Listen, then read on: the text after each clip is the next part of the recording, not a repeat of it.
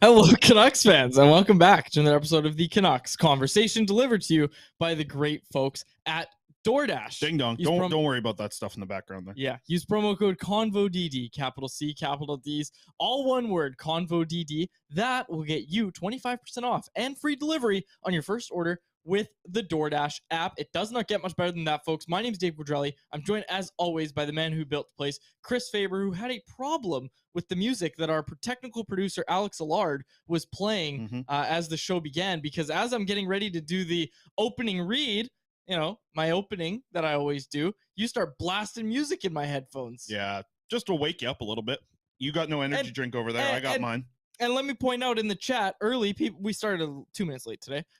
People were asking if I'm late. No, I'm not late, folks. I wasn't late. I was here on time. I still got my vest on. I'm having a good day. The Canucks are not having a great day, no. It would seem. We'll get to that report in a sec. Before that, though, I mean, it is big news. We will get to it, but I love answering questions like this. Knucklehead in the chat jumped in very early and asked, I'm curious to ask what kind of music you two listen to in your daily lives. I've been grooving at work a lot to 90s punk, funk, rock, and I'm wondering what you boys listen to while you write. I'll go first. While I write, if I'm writing, I'm listening to jazz. If I'm writing, I'm listening to piano chill playlist on Apple Music. If I'm editing, it's the jazz chill playlist if I'm editing. And then if I'm writing and I really need to go off, yeah, Alex with the little jazz in the back there. I like that. If I'm writing and I need to go off, I kid you not, I think I've told you this before, I put Darude Sandstorm on repeat. Like if I'm writing Stanchies, I usually have Darude Sandstorm just on repeat, and my heart rate gets really high. And yeah. Anyways, that's what about my stuff when you edit my stuff? When I edit your stuff, any different music for me? Yeah, I play. You know that circus music? Yeah. No. Okay. I see where you're going. I'm just joking. Your stuff's fine. No, I listen to jazz while I do your stuff. Everybody's stuff. I listen. When to jazz. you're writing, that's what you do. You're the circus music. No. What? When you're writing, you said what? Jazz? Yes. Slow jazz. When I'm writing, I listen to piano. Yeah. Well, you must not get through much. All your 200-word articles. What do you just? Yeah, I listen to 20 seconds of a song. It's just taste. Yeah, this is all you need right here. Just 15 seconds. Little preview. Speaking of 200-word articles, there's one up. Well, I can't even tell you what I listen to. What's sorry. Go for it. Sorry. I have I got the Apple playlist. It's called Pure Motivation. You can check if you got Apple Music. You go hit that one up.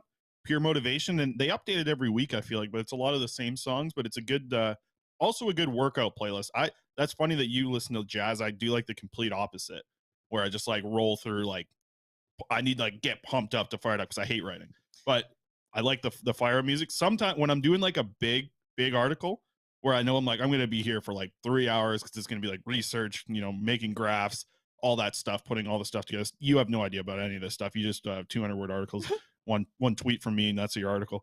But no, the big articles, sometimes I haven't done this in a while actually, but I used to do I'd listen to a full album from because I don't do that enough. I don't listen to like an album from start to finish, like ever really, unless I'm doing these. Like I don't just walk around listening to an album, but I like that when I'm writing an article, because then you kind of, you get like some good vibes going through. And I feel like artists obviously do this, like a vibe through the article or through the album.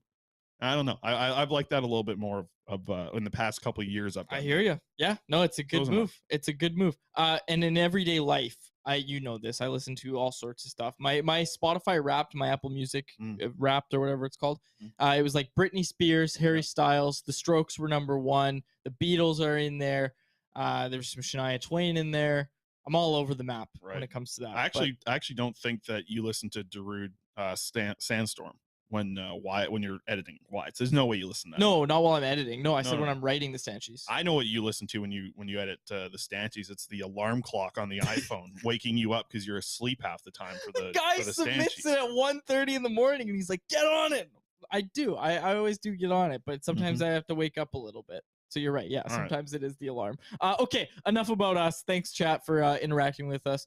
Let's talk Vancouver. I like Canucks. that. Throw a question in the preamble there. It's nice to start I like that. That's good stuff. Although, because we never, these intro things, we don't ever like prepare what we're going to talk about. Yeah, we just normally it's just like right when we hit the air, something pops into one of our minds and it's like, hey, let's let's waste 7 minutes talking about this. Yeah. And let's waste no more time because the Vancouver Canucks, there's a report out from Rick Dhaliwal of Donnie Dhali, the team on Check TV. Go check them out.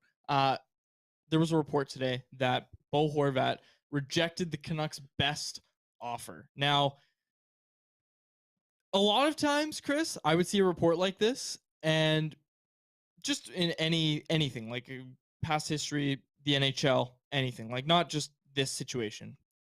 I would look at this situation and say, 200-word article. Have you never heard of negotiating through the media? You know what I mean? Because people are like, okay, well, and sorry, I should read Dhaliwal's report in full. What Dhaliwal actually said was that the Canucks made their best offer to Bo Horvat, and it was rejected. The Canucks stretched it to as far as they could go. As of right now, I believe they have gone as far as they can go. Even the number the Canucks were willing to go to, they would have been over the cap at the end of the season. The Canucks will now take the best offer for Bo. So Dhaliwal kind of threw out there with his knowledge of the situation. He's going to guess. He said it was a guess that the offer the Canucks made was under $8 million. And Bo is over that with his start. This is what Dhaliwal is assuming. And yeah, like Dhaliwal went on to say, Canucks can't sign another $8 million player. Now, the thing that I find interesting about this, Chris, is yeah, like a lot of people have kind of pointed out, like people are kind of reading too much into this because yeah, Dhaliwal said the Canucks are now going to look for their best trade option. This looks like the beginning of the end if we're to take this report at face value. And people are saying, well, that's just a negotiation tactic.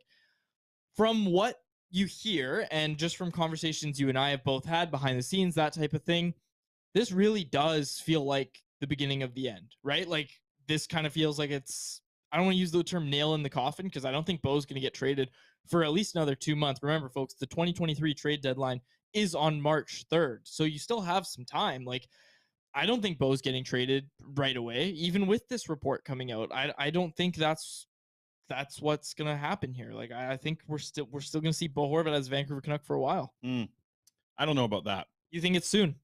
It could be soon. I'm saying I don't think it's gonna happen at March. Was it March 3rd? March 4th? No, I think it'll happen in February. Right. It could happen in February. I also think that with the value being so high and other teams, like think about the Avalanche, a team that's been talked about a lot as a destination for Horvat. I mean, the Avalanche are sitting around the Vancouver Canucks right now for points percentage. Like they're above them, but they're a team that kind of needs to get back on track. And I mean, adding a Horvat right now, you want to deal with a team that's in need, right? And I'm not saying that the Avalanche as like a whole are in a massive need. They're going to have, some injuries come back. They're basically playing the Colorado Eagles right now when you go into Denver, but like they're in need of some players right now. And that's why I wouldn't be shocked to see it sooner rather than later. Also, if you're in the position where the Canucks are in, yeah, you want teams to be bidding. I just don't think that you have to wait until closer to the deadline. I think teams can start bidding now, and I think you want to take the best offer. And if the right offer is there, hopefully in hindsight, looking back to what happened with JT Miller and that offer that was coming in from the Rangers, you need to look and say, hey, not everything's going to work out perfect for us. Maybe we should take this deal now, right? And if it's a good enough deal that makes you happy about the return, I don't see any problem with it happening in January, at some point in December here. If the right deal's on the table, the Canucks can't push it down the road. They need to take it. They need to take the right deal for Horvat because you brought it up. He's going to get $8+ million on the open market. That's simply what it's going to be. The Canucks, they can't afford that. They like physically looking at the cap, they cannot afford another $8 million player next year and still be able to ice, 18 skaters and 2 goaltenders because even right now with the team, like they have a little bit of space right now to make a move. And actually the Avalanche do as well. So it's not like there needs to be a ton of money coming back. The Avalanche also don't have a lot of bad money. I keep bringing them up as an example because they have their first round pick this year. They have their first next year. They have some very interesting high profile prospects that are obviously kind of at the bridge of making the NHL right now. They have some really interesting pieces that can make a deal happen. But you think about it, and the Canucks, they have some cap space right now, but it's like, Tanner Pearson is on LTIR, his 3.5. You're not seeing that on the cap. You still have Tyler Myers next year at $6 million. Pearson's getting healthy too. Right. JT Miller's about to get a $2.75 million raise going into next season. You've got Kuzmenko, Hoglander, Dermott, Bear. All of them don't have a contract for next year. So you need to still be able to ice, a lineup. I mean, there is $2.4 million coming off the books for the Virtanen and Holtby buyouts. And Ferland's LTIR is gone, which like, everyone's like LTIR is great for cap. It is, but it's also like fine to just not have to deal with the LTIR stuff as well. And maybe you can use that in a different way, specifically not knowing the future of Tucker Poolman. And we asked Boudreau about Tucker Poolman yesterday, and yeah, he just said no update, like nothing. So I don't know what his future is with playing hockey. They can't afford the $8 million. So yeah, I think that it wouldn't shock me to see it sooner rather than later up to this point with a Bo Horvat trade, because now, listen, this report from Rick Dhaliwal is going to go around the league like wildfire, right? With reports like this, I don't know if people truly understand how fast like these big news stories go around. Like this Dhaliwal report is probably on every single NHL GM's plate, desk, whatever you want to call it. Like every NHL GM has probably seen this now. Because think of I even just think back of like last week, the Luke Shen article that like gets to Luke Shen's agent within hours, and it's like around like I don't think people truly understand how quickly these things get out to folks. And obviously when it's a big report like Rick Dhaliwal, who does an incredible job breaking these stories and getting these reports out there, like every GM is now aware. It's like this is sort of a good play for the Canucks now, with everybody being aware of the situation and saying like, everybody, all the GMs probably perking up and giving a call to Vancouver right now, or at least Vancouver is going to be following up on calls and making these conversations. So I don't know if it's going to be a long-term thing. I think it could be sooner rather than later for Horvat to be traded. Yeah. And also, this is just my own little thing. I love when, Dhaliwal puts out these reports, people in like comment sections, like especially when we pick it up at Canucks Army, people like, can't listen to anything Dhaliwal says, when it's like, you just brought it up that like every NHL GM is going to be calling the Canucks about this. And anyway, I'm not going to start on this, but I always find that really funny when that's the case. So I ask you this, Chris. The Canucks have made their best offer to Bo Horvat, and for those in the podcast, I just did some air quotes there. They've made their best offer to Bo Horvat.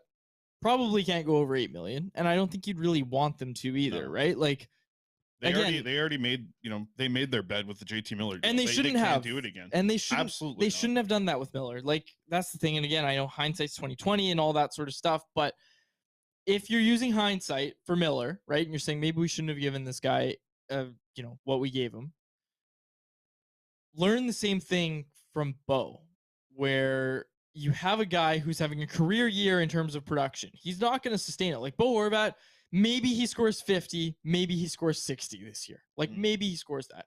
I think it's safe to say he will never touch that total again throughout the rest of his career. Right. I think this is going to be the best year of Bo Horvat's career, like it was last year for JT Miller, and the Canucks jumped at it to pay him for his best year. Miller's never going to get 100 points or 99, whatever he had. He's never going to get that again. And not only that, once the offense dries up, you're looking at, remember at the start of the year when people were talking about, this guy's a defensive liability. Like he's legitimately a liability out there. Like that's what you're looking at with JT Miller long-term. And again, I'm not trying to slag on Miller here. Players that put up points deserve to get paid. I understand that. But with where the Canucks are at right now, paying up for JT Miller the way they did just didn't make sense. And again, the direction I'm trying to go with this is just say, look, Bo is not a fantastic defensive player or anything like that. So, with a guy like Patrice Bergeron, I'm using him because he's the easiest example to think of. When his offense dries up, he's still bringing a lot to the table. Like he's still your first line center, even if he's not scoring or putting up a ton of points, because he plays defense so well.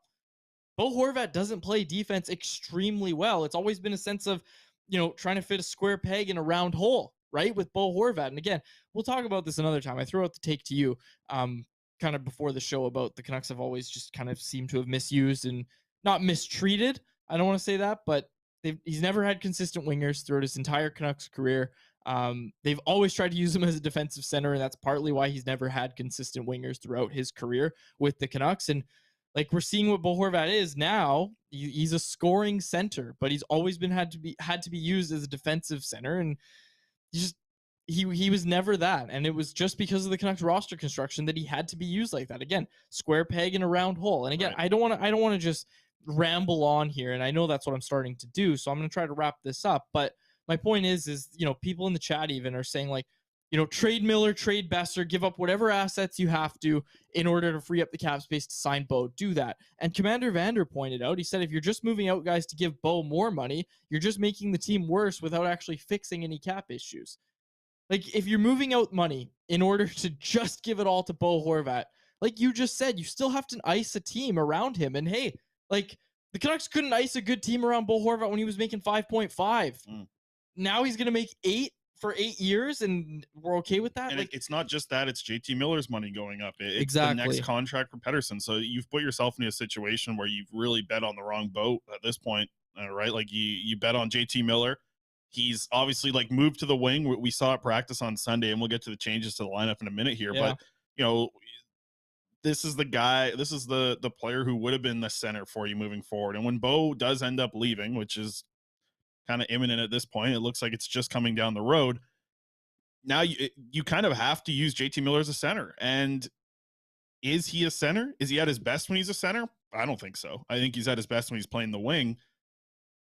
If this team trades Bo, he's a center. Again, to what you said about, round peg, square hole, whatever you said, you're going to have now have your top 6 centers be Pettersson and Miller. Because what's the other option? What is Studnicka is your second line center. Studnicka is going to play there. Maybe the player that you get back in the Horvat trade could play there. Like that could be something. But at the same time, that you're asking a lot for the Horvat trade if you start to pick and select the value coming back, right? That's when you're going to hurt the overall value. If you need to have a center who can play in your top 6 coming back in the Horvat deal, you're limiting the value because you're not going to be able to get a defenseman and a draft pick and that center is going to hop into your top 6. Now you're starting to limit the value. You want to just have pure value coming back. And yes, the Canucks have a lot of wingers that can score and put up points. Maybe that's somewhat of what you're getting back, but then you need to sort of work other things. We've talked about it's going to take some pain for this team to get into their spot. It's almost to me, it's like a scab, right? You don't want to pick at your scab. And that's what it felt like. The playoffs was the scab, and the Canucks kept picking at it instead of just letting it heal naturally with the money coming off the books from the players that you traded for OEL.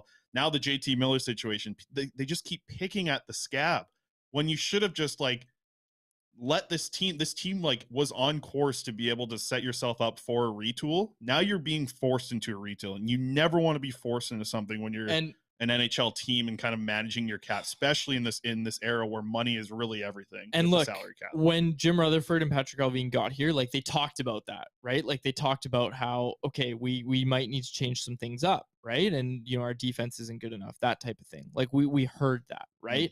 And then something changed. And you look back at that deadline offer from the Rangers last year, and I hate to bring it up again, but Filippino's got 5 goals, 7 assists so far on the season.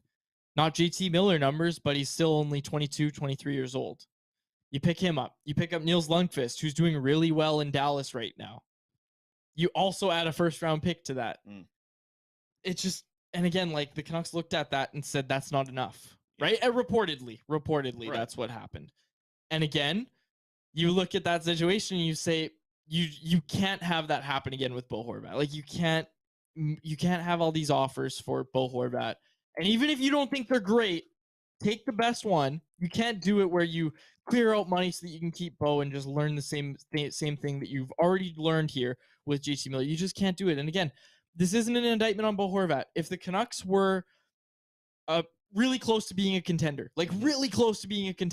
I'm fine with that JT Miller contract. I am fine with the Bo Horvat contract.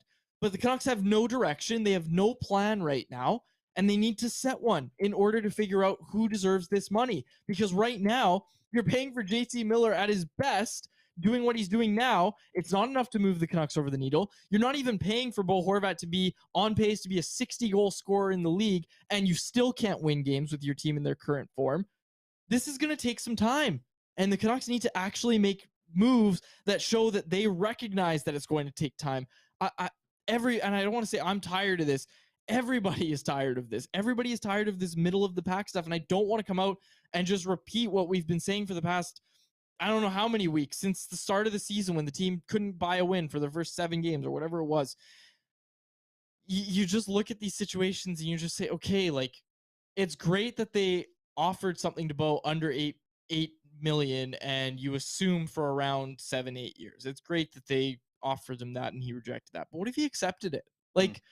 What if you had JT Miller on the books and you had Bo? And again, Dhaliwal said that he thinks with what they were going to offer that the Canucks would have been over the cap anyway next year. So there would have had to been some gymnastics that happened. But if this is the best the Canucks are going to do, then move on. Like figure out where you go from here. Make a plan and follow it. Like you said, sure, you're being forced into it more than you would have liked to have been, but take the hint. Like you have to at this point. You have to do something. Do some healing, man. Do some healing for this for the fan base, right? Like begin the healing process anyways. That's just the way I look at it. And like I think a lot of it too can be looked at as like, hey, listen, so think about like the Rangers trade off, right? If you get a first round pick, let's say the Rangers finish, or any team that you trade with, like say you end up trading a first round pick with the Avalanche and they finish, top 4, they get to the semifinals, whatever, you're picking like 29th in this upcoming draft. Think of the players that could add to the Canucks prospect pool in that is huge. And we'll get to our poll question a little bit because it's interesting with that and kind of to tie back into this, but we'll get to the lineup changes. But like think of last year's draft. 28th overall, Yuri Kulik goes, a center who's looked great coming from the Czech league. 29th overall, Maverick Lamoureux, the right shot defenseman who's like 6'8" or something like that. Brad Lambert goes 30th overall. He's jumping into the AHL. Saw him play on Friday. Like these type of prospects are what really helps you moving forward down the road, because we're seeing right now with the Canucks top prospects being like you need Jack Rathbone to hit, you need Kalimovic to hit, you need these prospects to hit. You just need more of those type of prospects, and those are the type of ones you could be getting with these first round picks. We'll get to that later on in the poll question, but you want to touch on the lineup changes from Sunday? I was out at practice on Sunday. Bruce and Dakota Joshua told us not to read too much into these, right. and again, like with how the Canucks played on the weekend and how Bruce tried literally every line combination known to man, it seemed like 10 different lines. I'm not going to read into these lines, so I don't think there's a need. Like honestly, like the only thing you should know they're happening so that you can kind of see, okay, this is what the management team and the coaching staff has in mind for the Canucks lines, and like you should know that they think that, yeah, maybe Brock Besser can play with JT Miller, but they're just trying everything. I don't think this is going to stick. Here's what you can read from this is JT Miller in the middle, right? And Bruce talked about this on Sunday, is like they don't want to just throw him into a game action at center. They need to get him some reps, right? Like, I don't know, moving Miller to center. Yeah, you can do as many reps as you want. We've seen him play center quite a bit. I wonder, not reporting, I wonder how much of that was related to them saying, hey, Bruce, Bo just declined our best contract offer, and we're going to start looking to move him. You're going to be down your best center, other than Elias Pettersson. Right, and to some accountability as well. Like I saw this talked about a lot over the past 48 hours, ever since the game on Saturday night, really, of like accountability for JT Miller being different than other players, and it absolutely is, right? Like the accountability that Niels Höglander takes when he makes a bad play compared to JT Miller making a horrendous play where the giveaway just sets the other team up for a breakaway. It's very different for these players, and that sets a tough standard, right? Because he's a veteran player. He's been around for a bit. He puts up points. This team has no culture. No, it doesn't. It really doesn't. There's a lot of bad things going on. But to put Miller down at center, I also found it interesting. This is the first time in a long time, maybe all season, maybe not all season, maybe all season actually. Now that I think about it, the practice on Sunday was the first time JT Miller was not in the first line red jerseys, and that's just maybe some sort of accountability. It was like Pettersson, who's worn green, is kind of the second, like, and just maybe there's more media stuff, but we see this in practice every day of like first line is red, second line is green, third line is blue, fourth line is white. That's the jerseys that they wear. That's how we see who's playing with who every single practice.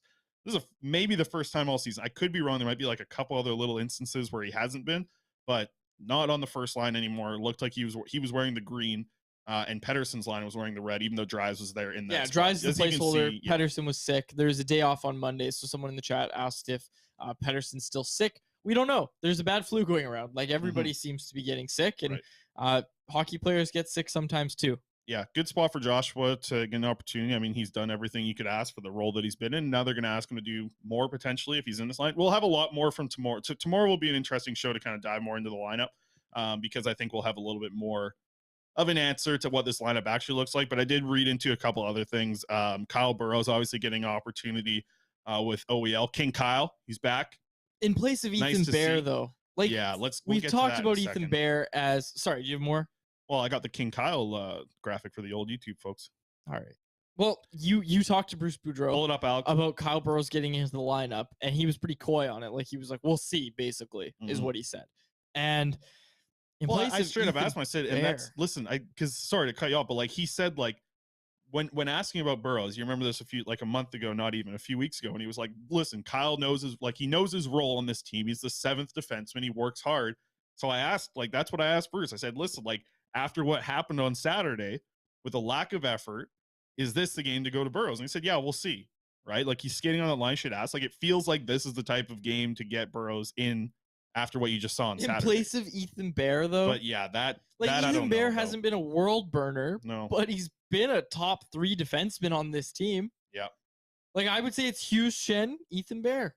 Look, I like Tyler Myers. He hasn't been good this year. Neither is OEL. And don't get me started on Riley Stillman, who actually, to his credit, Riley Stillman hasn't looked as bad lately. No, but Travis Dermott's coming back. Travis Dermott's on his way back. Yeah, I agree. There's a couple of people in the chat already, Commander and Corey, saying top 2. I think Bear has been the second best defenseman consistently since he came here. Very fair. At moving the puck, which is one of the most, if not the most important thing for a defenseman to do right now in the NHL, is be able to move the puck. Ethan Bear can do that. And again, let's not read too much into practice lines, but if Ethan Bear's scratched, it's just, what are we doing here? Yeah, and quickly on Dermott as well, because I know a lot of people are asking about Travis Dermott. When I asked Boudreau about it, he said, "No update from me." I don't know. I've just been hearing this a lot from Boudreau of late, where it's the way that he's hinting at things of management making decisions on stuff. Think about it with when we asked him, "Hey, is it seems to be?" He's not for sure. No. But it seems just when you ask him about players getting a chance in the AHL, not my decision type of thing. Not my decision. It just, yeah, it is interesting because I feel like Dermott wants to play. He wants to get back in the lineup. I don't know exactly if there's anything holding him back. Like I said, it could be no update from me. Maybe he's looking for an update from the doctor. Whatever it is, Travis Dermott's been practicing. He's been practicing hard. No limitations over the last week and maybe 2 weeks almost now. So it's a little curious to see why he's not getting in the lineup. But then again, head injuries or something else too. That's another animal to deal with in its own right. Gotta be careful. Gotta be very careful. Absolutely. Okay. Want to get to the poll question here? Let's do it. Let's get to our kind of poll rounding question. back to the Horvat thing in the end too, a little bit here with quicker episode today, but tomorrow we'll have more. No, don't worry. I got a lot of prospects in here. Oh, a lot of prospects reporting. One game for the Canucks this week, and then they play on Saturday as well. Yeah, so a lot of time to work on ourselves, but also the Canucks to work on a little bit of structure. Yeah, that'll fix that it. Thing. Yeah. By the way, I loved Boudreau's answer to IMAX question on the weekend. Can we touch on that real quick? Yeah, go ahead. That was incredible. You were there. No, I wasn't. Oh, you weren't. I was at a fancy dinner, fancy work dinner for my fiance. A bunch of doctors. It was good. Okay, let's go. Let's go. Come on. You should have seen the appetizers. And I got people DMing me on Instagram saying, "What the heck? There's a home game. There's no snacks on your Instagram." I should have posted the snacks from this dinner. You know what I had? I had all veg. Before I get into, we'll get to the poll question. I'll give Alex another minute to pull it up here. I don't know what he's doing over there, but I had a full plate. Oh, he's showing off. Yeah. I had a full vegetarian plate at this dinner. There was options to have short ribs, chicken legs, which what is it, the thigh and the drumstick? That's the leg, right? That's the whole leg. I think so. I don't know. Anyways, those were my options. Here's what I went with. Cauliflower. I went with the cauliflower. I had cauliflower, potatoes, Caesar salad. The cauliflower, people sleep on cauliflower and some people don't like it. I love the texture of cauliflower. If it's cooked right, I love it. So I had a full vegetarian meal on the weekend. Which is rare for me. We went to Cardero's. You know Cardero's? Nope, never heard of it. Place down here, seafood place, really good. We went for my girlfriend's work party and I ate a lot of lamb and a lot of ribs. But I also had some veggies in there. Not a big lamb guy. I like lamb. I see a lot of people don't like lamb. No, it's a little out there. I'd rather eat deer than lamb. I don't think I've had deer. Might be a hot take. All right, let's get to the poll question. Okay. Okay, let's get to the poll question brought to you by the great folks at Atlas Goods. Our poll question today, what would make you the happiest as a fan? So far, leading the vote with 57% is adding 2 first-round picks. Behind that is a 3rd to 6th overall pick, and 8% is playoffs. 11% of folks say they are angry. 8% of fans. Alex is going to be angry because you already gave the answer. Alex hasn't voted yet. Oh, whatever. He's going to be pissed. 8% of fans, 8% of Canucks fans, Chris, that listen to this show say that making the playoffs will make them happiest. You gave Alex. See, Alex, he always gets the answer Whatever, right. Alex No, would he have got that goes- anyway. no, he That's goes such with an the obvious people. answer. You got Okay. your poll questions. I don't know. Is that too? No, that's not too I'm much. joking. What if would you rather have in this draft specifically the 4th overall pick, or would you rather have 3 late first? 3 late Fourth first? overall.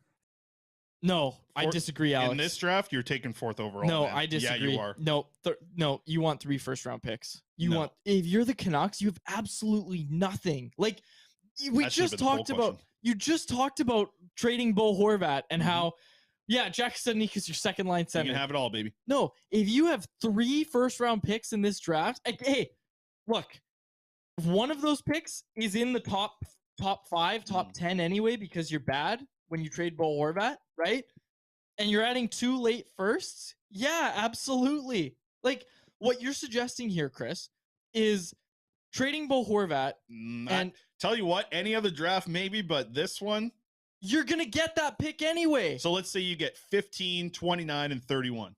Would you rather have that than 4th overall? Absolutely. No. Who I are you would rather- taking 4th overall that I you're would stoked take about? Michkov, Leo Carlson, Fantilli and Bedard are going to go 1-2. Yeah. And then it's going to be Carlson or Michkov going 3-4. You're getting an absolute superstar with either of those players.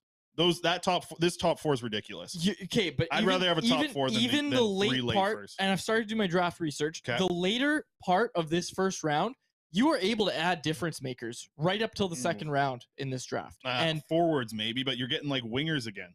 look, if you're the Canucks, and hey, I'm saying you're adding 2 first-round picks in a Bo Horvat trade, that would make me happiest. That's what I'm voting for, right? And I'm saying that the Canucks might still get a top 10 pick. Maybe 15th is tough. You really think the Canucks are going to finish one spot outside of a wildcard spot?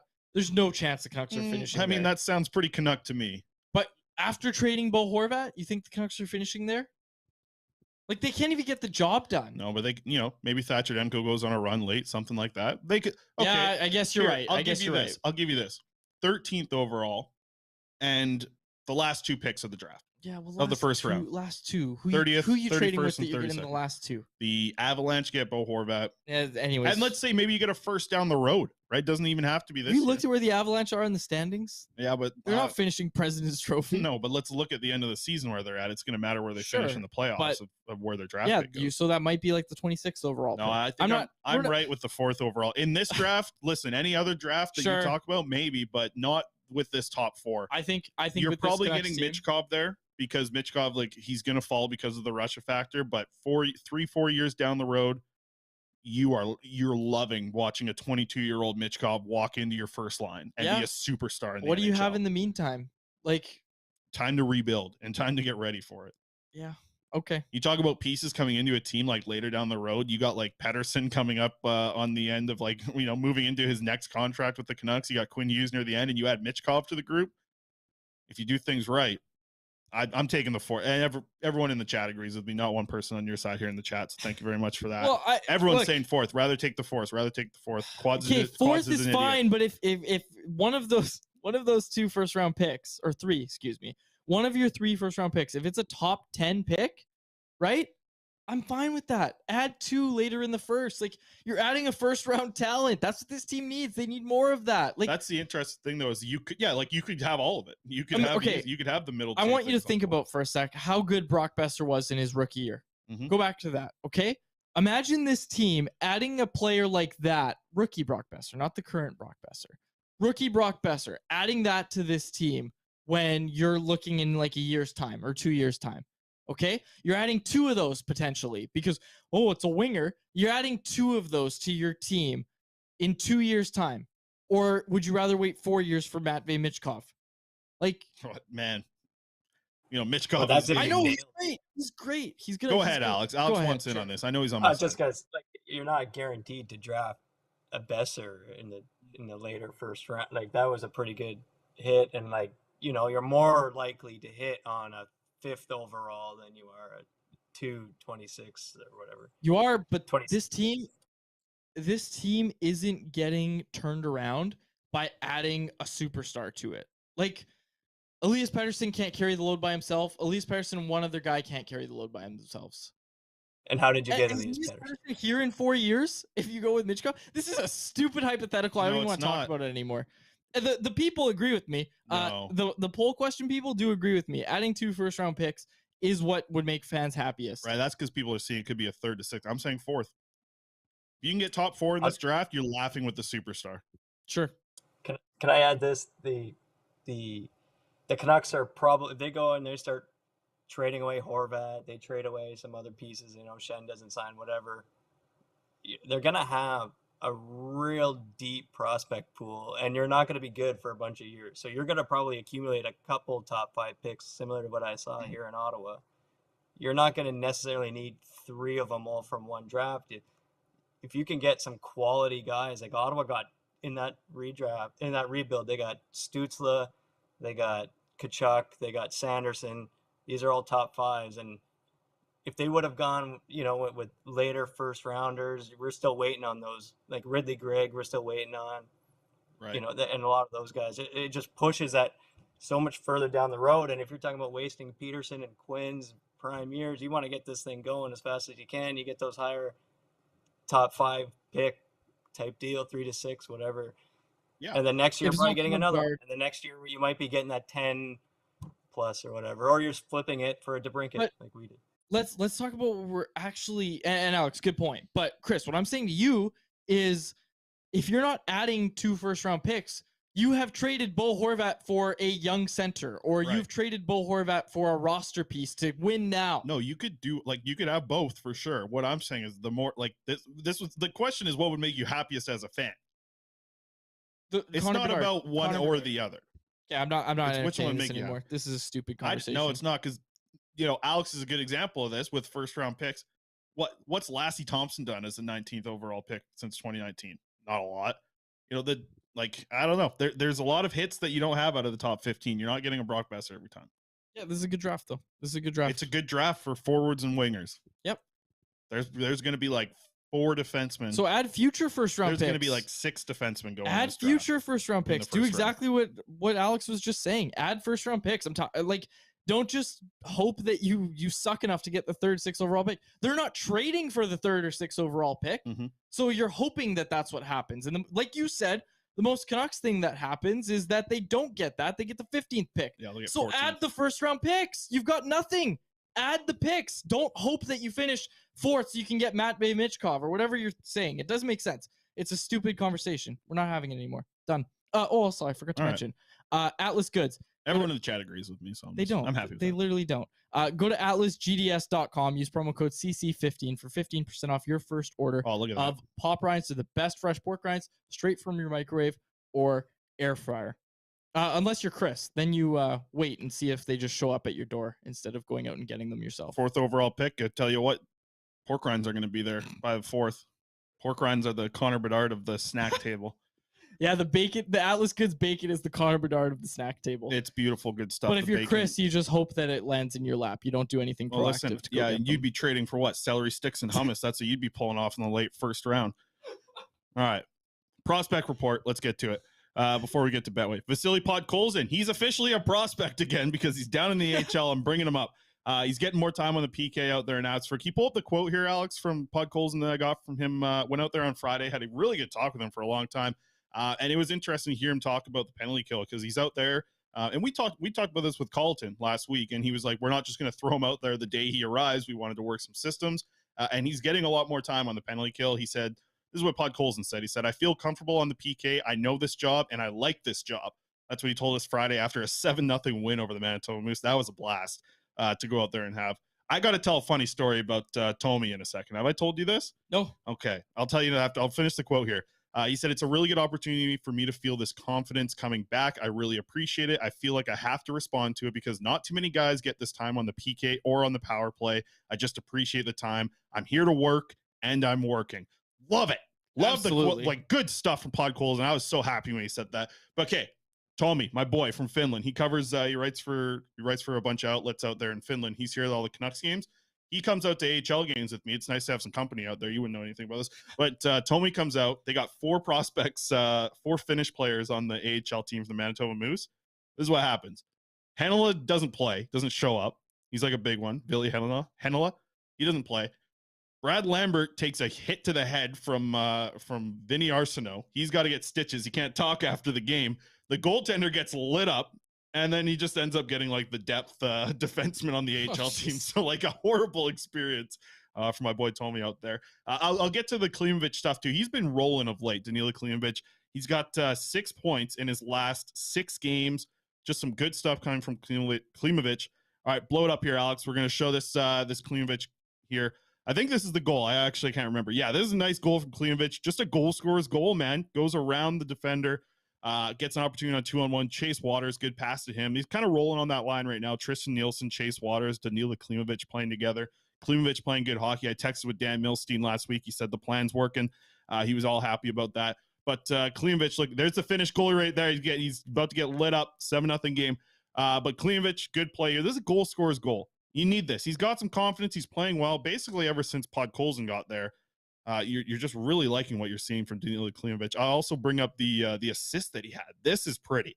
This I tell you. Like I've mentioned it a lot, so maybe it's not like underreported anymore. But Klimovich's ability to make passes, these pretty passes this guy can make. Just a beautiful, like good play here behind the back to Tristan Nielsen. What a dog right there. With a beautiful finish from Nielsen.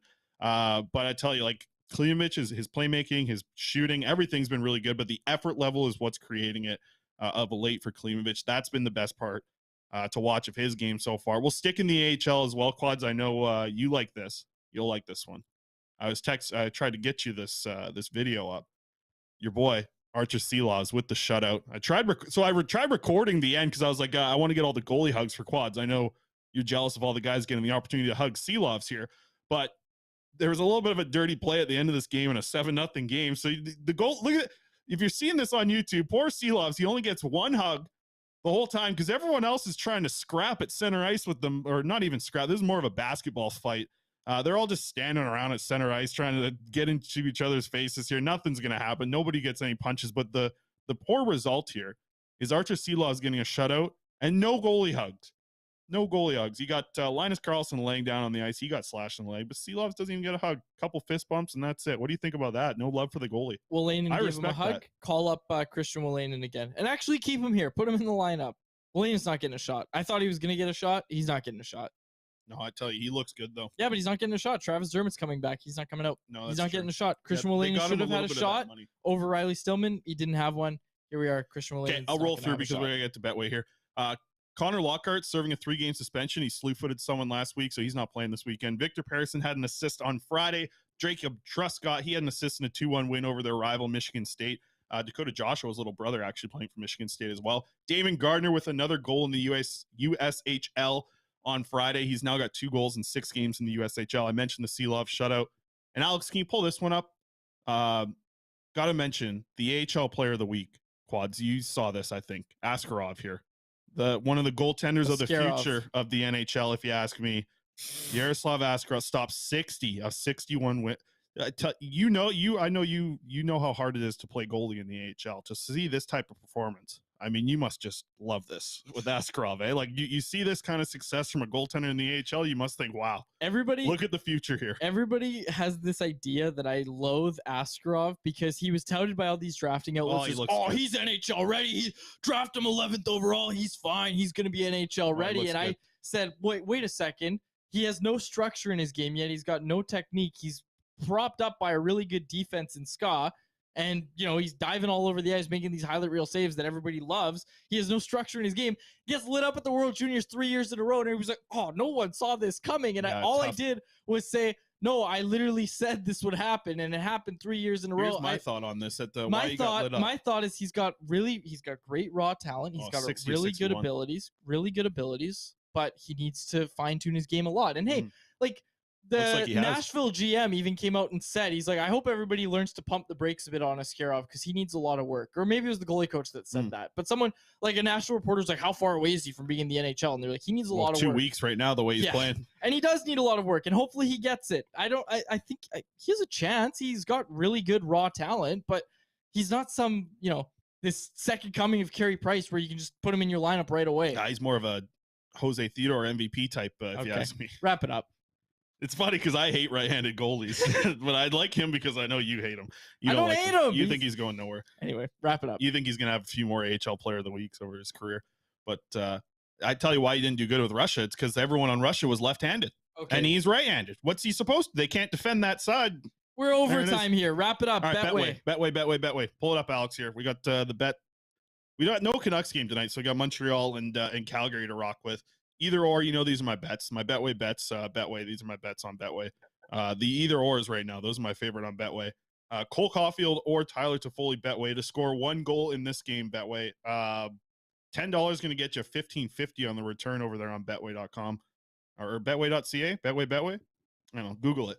Betway, Cole Caulfield or Tyler Toffoli to score a goal. You're getting that minus 182. So $10, like I said, $15.50. Either or, not both. Just either or. And they're scoring too. Caulfield's got a lot of goals of late. Tyler Toffoli, both these guys got double-digit goals on the season. So then the other one, over 6.5 total goals. I thought Montreal was getting a lot more goals of late. They're actually doing a pretty decent job of containing, but Calgary, they've been scoring a lot of goals for and against over their last few games. Kind of threw me through a loop there in that, but I feel good. Plus 140 that, and then you get Nick Suzuki with just a point in this game. Nick Suzuki quads. Over a point per game or under a point per game this season? What do you think? Take a guess. Over. He is over. Got 29 Montreal points captain. in 27 games. He's off to a good start. He's a good piece on their power play, that Nick Suzuki fella. All right, that's our Betway bets of the day over there on Betway. So that wraps it up. That's all right. We run a little bit late, but I'll tell you what, we started a little bit late too. I got to catch the train. We'll wrap it up there. For my co-host Chris Faber and our technical producer Alex Allard, my name is David Quadrelli. Thank you so much for listening to another episode of the Canucks Conversation. Ask her out for MVP. HL MVP. Thanks for listening to Canucks Conversation, delivered by DoorDash. Hit the subscribe button to never miss an episode. How about keep it to a thank you, Jim?